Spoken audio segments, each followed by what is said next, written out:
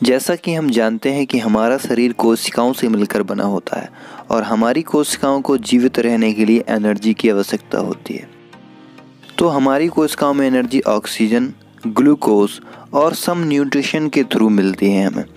तो ऑक्सीजन का काम तो हमारे फेफड़े वातावरण से हमारी रेड ब्लड के थ्रू हमारी कोशिकाओं तक पहुंचा देते हैं, पर न्यूट्रिशन हमें खाने से और ग्लूकोज हमें खाने से मिलता है।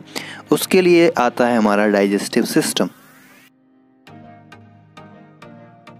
हमारे भोजन में न्यूट्रिशन में protein, carbohydrate, fat, starch, amino acid, fatty acid और ग्लूकोज शामिल होते हैं। इसमें से तो ऊपर के 4 का पाचन किया जाता है, लेकिन नीचे के 3 का अवशोषण हमारी छोटी आंत के द्वारा कर लिया जाता है। हमारे डाइजेस्टिव सिस्टम के भाग हैं मुख गुहा यानी ओरल कैविटी, ईसोफेगस यानी food pipe, stomach, small intestine और लार्ज इंटेस्टाइन। अगर हम 3D में देखें तो हमारा लीवर, फिर उसके बाद स्टमक और पीछे जो हरे कलर में दिखाई दे रहा है वो है पैनक्रियास। और हमारे लीवर के जस्ट नीचे पित्ताशय यानी कि गॉल ब्लैडर पाया जाता है, जिसमें कि पित्त रस, बाइल जूस स्टोर होता है। यह क्षारीय प्रकृति का होता है। जब हम कुछ भी खाते हैं तो पाचन की शुरुआत हमारे मुंह से ही हो जाती है। जो हम मुंह में खाना खाते हैं उसे बोलस के नाम से जाना जाता है। इसे हम छोटे छोटे टुकड़ों में तोड़ लेते हैं और हमारे मुंह में 3 प्रकार की लार ग्रंथियाँ पाई जाती हैं, जो कि 3 विशेष प्रकार के एंजाइम छोड़ती हैं। पहला एंजाइम होता है लाइसोजाइम, जिसका काम होता है बैक्टीरिया को मारना। फिर टाइलिन और म्यूकस। टाइलिन का काम होता है स्टार्च को पचाना और म्यूकस हमारे मुंह में लार को प्रोड्यूस करता है, जिससे खाना चिपचिपा हो जाए और आगे तक सफ़र कर सके। स्टार्च का पाचन हमारे मुंह में ही हो जाता है। अब जो बोलस है, बोलस आगे बढ़ता हुआ ईसोफेगस में पहुंचता है और पेरिस्टालिसिस नामक क्रिया के द्वारा नीचे की तरफ पहुंचता है। मसल का संकुचन होना फिर ढीला होना पेरिस्टालिसिस कहलाता है। जैसे ही खाना हमारे स्टमक में पहुंचता है तो हमारे स्टमक में गैस्ट्रिक ग्लैंड्स पाए जाते हैं, जो हाइड्रोक्लोरिक एसिड को रिलीज करते हैं। हाइड्रोक्लोरिक एसिड खाने को छोटे छोटे टुकड़ों में तोड़ देता है और खाने के साथ आए हुए खराब बैक्टीरिया को भी ये मारकर ख़त्म कर देता है। हमारे स्टमक में जो भोजन होता है उसको काइम के नाम से जाना जाता है। हमारे स्टमक की दीवार म्यूकोसा की बनी होती है, जो कि क्षारीय प्रकृति की होती है, इसलिए एसिड से हमारी स्टमक की दीवार जलती नहीं। ये दूसरे नंबर पे आप देख रहे हैं, इसको हम रूजी बोलते हैं। रूजी का काम होता है खाने को 4 घंटे तक स्टमक में रोक के रखना। इसके बाद ये ड्यूडेनम का पार्ट है, जो कि जाके छोटी आंत में खुलता है। अब हम स्टमक के अंदर के पार्ट्स को समझते हैं। हमारा स्टमक अंदर से 3 पार्ट में डिवाइडेड होता है, फंडस, बॉडी और एंट्रियम। म्यूकोसा मेम्ब्रेन हम जानते हैं, जो कि हमारी एसिड से रक्षा करती है। रूजी का काम होता है खाने को रोक कर रखना। लेयर्स ऑफ मसल्स आप देख पा रहे हो, 3 लेयर्स दिख रही हैं यहाँ पे। एक होता है पाइलोरस ग्लैंड, इसका काम होता है गैस्ट्रिक जूस छोड़ना। ये एंजाइम छोड़ता है, जैसे कि रेनिन दूध को पचा देता है, और पेप्सिन ये प्रोटीन को पेप्टोन में कन्वर्ट कर देती है। उसके नीचे ड्यूडेनम आता है, तो ड्यूडेनम हमारी छोटी आंत में जाकर खुलता है।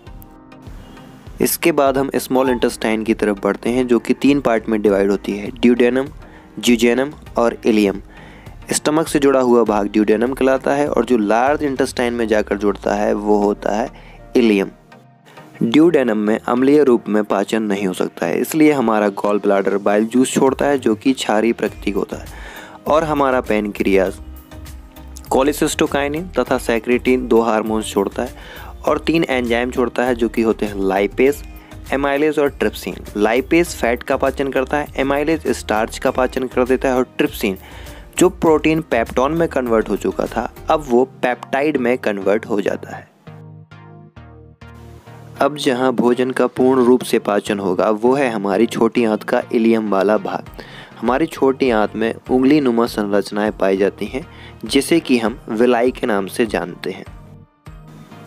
अब जो हमारे न्यूट्रिशन बकाया थे, फैटी एसिड, अमीनो एसिड और ग्लूकोज, उनका अब्जॉर्प्शन हमारी विलाई के द्वारा कर लिया जाता है। विलाई के अंदर नसें मतलब कि डक्ट पाई जाती हैं, जो कि पचे हुए भोजन को हमारे रेड ब्लड सेल्स तक पहुंचाती हैं और रेड ब्लड सेल्स का काम होता है पूरी बॉडी में घूमना। ये पूरी बॉडी में घूम घूम कर न्यूट्रिशन हमारे पूरे शरीर को प्रोवाइड करा देते हैं। अब हम मूव करते हैं अपनी लार्ज इंटेस्टाइन की तरफ। इसमें पहुंचा हुआ खाना काइल के नाम से जाना जाता है तथा ये कोलोन में डिवाइड होती है। यहाँ हेल्दी बैक्टीरिया होते हैं जो कि खाना को पचाते हैं और यहाँ पानी का पूर्ण रूप से पाचन हो जाता है। स्टूल जो ऊपर की तरफ जा रहा है तो इसको हम असेंडिंग कोलोन बोलेंगे। ये साइड से जा रहा है तो इसको बोलेंगे हम ट्रांसवर्स कोलोन। अब ये नीचे आ रहा है तो उसको बोलेंगे डिसेंडिंग कोलोन। और ये तिरछा वाला भाग कहलाता है सिग्मोइड कोलोन, रेक्टम और उसके बाद एनस और फिर उसके बाद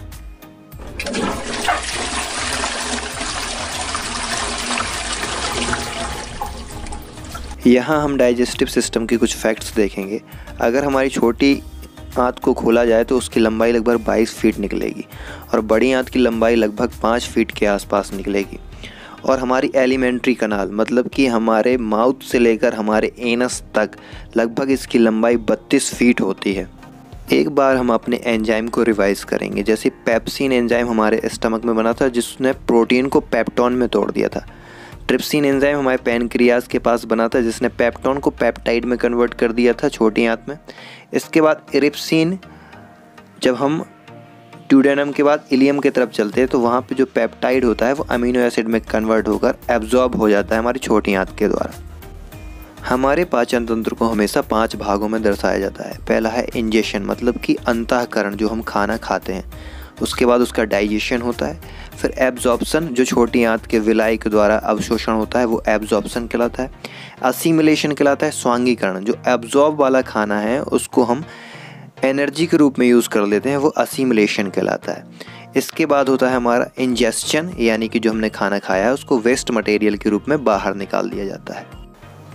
जब कभी भी हम हद से ज़्यादा खाना खाने लगते हैं तो हमारे पेट में एक्स्ट्रा हाइड्रोक्लोरिक एसिड बनने लगता है, तो जिसकी वजह से हमारे पेट में एसिडिटी जैसी प्रॉब्लम हो जाती है और हमारे पेट में अचानक से दर्द होने लगता है। इसके लिए मिल्क ऑफ मैग्नीशिया नाम का एक प्रोडक्ट होता है जिसको हम इनो के नाम से जानते हैं। ये एक हाइड्रोक्साइड होता है, मैग्नीशियम हाइड्रोक्साइड, जो कि क्षारीय होता है और हम जानते हैं जब भी अम्ल के ऊपर क्षार डाला जाता है तो ये न्यूट्रल हो जाता है। कभी कभी हमारे पेट के अंदर के भाग में अल्सरेटिव कोलाइटिस नाम की बीमारी हो जाती है जिसमें हमारे स्टमक में छाले हो जाते हैं। तो इसके लिए डॉक्टर्स ने नई टेक्निक निकाली है जिसको हम एंडोस्कोपी बोलते हैं। इसमें वह कैमरा हमारे मुंह से अंदर की तरफ डालते हैं और अगर कोई ट्यूमर दिखता है तो उसको ऑपरेशन के थ्रू ठीक किया जाता है। कुछ इस तरीके से एंडोस्कोपी में अंदर का पार्ट दिखाई देता है।